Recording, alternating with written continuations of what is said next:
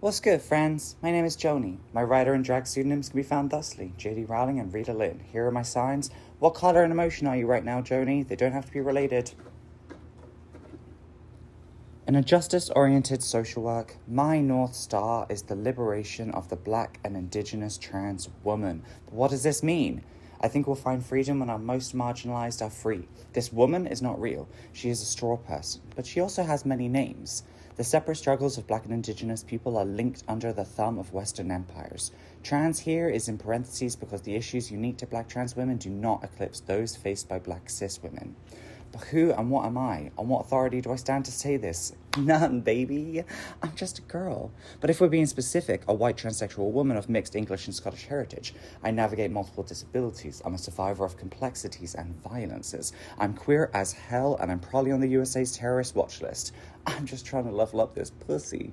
Where have I been? I grew up in the hella royalist town of Ferrum. Let me tell you, I fucking hated the Queen. I attended UBA in Norwich for BA and MA in American Studies. I've been an advocate for survivors of sexual and domestic violence, an event organizer, a bartender, a barista, an educator, an escort, a porn star, a stripper, a case manager, and an unpaid therapist for too many people.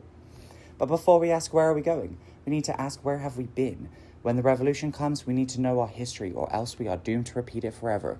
Know your rebels and your revolts. Shout out John Brown. Learn what you can from the textures of different languages and the meanings of multiple cultures. To me, to live on this land comes responsibility to know its history. Where are we going? And I mean the royal we here, which is to say me. Me and all my loved ones' voices I've internalized and the deceased who live on within me. I see myself in multiple directions, sometimes conflicting. Direct services, mostly with men, applying CBT and DBT with my flair for somatics, but also abolition, leadership, housing, advocacy, policy writing. Fuck, I'm overwhelmed for choice.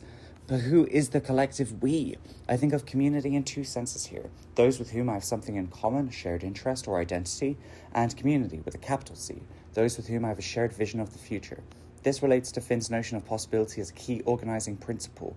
Similarly, queerness is anything at odds with or against the dominant. Sound familiar? Well, let's also think of queerness as punk.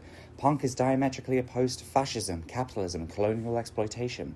My master's thesis focused on the queer genesis of American punk rock. My drag art has always engaged with the terrifying and the terrorizing. There's plenty of meaning to derive from our abject fears. You know what terrifies me? Real white women!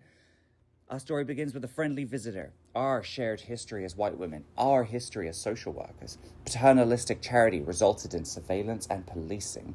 But how do I ward off this witch? How do I account for my caucasity? Two things. We stay intentional and reflexive with our information intake, friends, families, lovers, leaders, argos, and we practice what we preach. In the words of Sarah Amarasu, a Black transsexual woman, as she prances around Portland, Oregon, one of the most whitest and delulu cities in America, I'm a white woman, I can do whatever I want. I'm a white woman, I can do whatever I want. To learn from the dolls is also to integrate necessary lessons from our sex work peers, who are often engaging in their own liberatory social work practice. I've learned that desire and discomfort create discovery. These are high-risk careers with the need for systems of safety and accountability plus clear and compassionate boundaries. We got to practice what we preach too, boo. If we want to do right by our clients and build a safe and sustainable practice, we got to be in therapeutic, confidential relationships and stay cognizant of power dynamics in and out of practice. We got to know ourselves in a way that is profoundly uncomfortable, shadows and all, triggers, implicit bias, countertransference. Don't candy code it, bitch. Let's explore three more concepts, starting with accompaniment and action, with explicit emphasis on the former.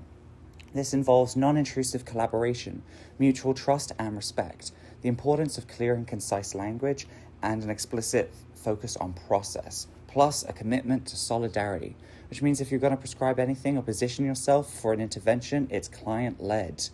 Possibility, bitch, the ability to reconcile past possibilities, the opportunity to propose future possibilities.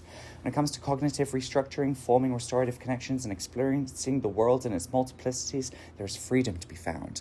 Let's not forget the possibility of healing with the land. Universal trauma, the understanding that traumatic experiences are an inevitable and widespread part of human life.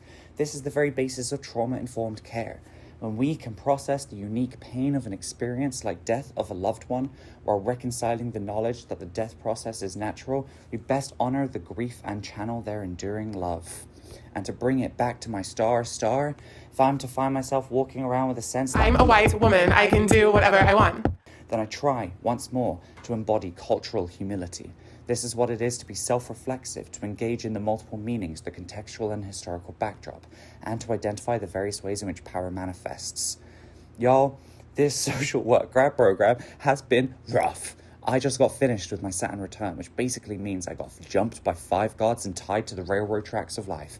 I walked in with a pretty stable sense of self, but I understand now this program, this school, this dread-inducing climate, this timeline, it's intended to blow your shit up, bring out the worst, most maladaptive sides of you. Then after all that, the universe and our esteemed faculty hand us the well-worn tools necessary to forge a new sense of self, a new direction.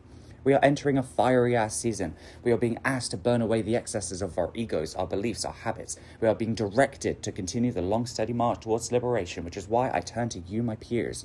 I'm here as part of your support system as you navigate this battlefield internally and collectively. I am a fiery little shithead, and if left unchecked, I'll start more fires than I know how to put out. But I know to thrive, I must pull on all the elements, all my resources, my community. We are perfectly imperfect, so I implore us to bring flexibility, love, and trust to our practice and our peers. It takes all kinds around the fire for the tribe to survive. Our strengths keep each other safe and sustained. I may not be a hunter and I'm barely a gatherer, but I am a healer and a guide. I will always try to find the nuance, move with love, and be boundaried. With love and solidarity, Joni.